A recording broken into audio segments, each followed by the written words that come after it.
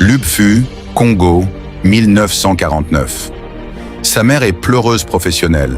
Elle chante lors des enterrements, selon une tradition ancienne. L'enfant qui grandit à ses côtés s'appelle Jules Shungu Wembadio. Il deviendra Papa Wemba, l'une des figures les plus flamboyantes de la musique congolaise.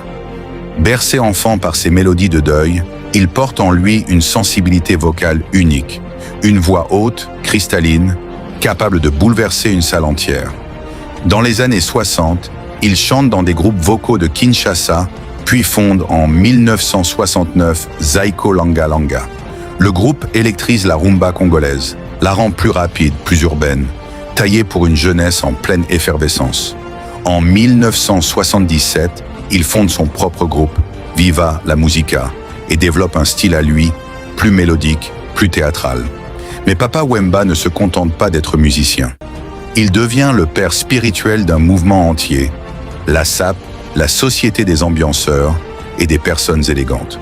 Costumes soignés, couleurs, panache. Pour lui, s'habiller avec élégance devient un acte de fierté, une manière de résister symboliquement à l'histoire coloniale et à la pauvreté.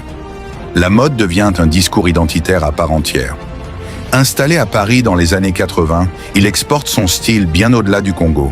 Il collabore avec Peter Gabriel sur le titre « Show Me the Way » et devient une passerelle essentielle entre la rumba congolaise et les scènes musicales occidentales. Son parcours n'est pas sans zone d'ombre.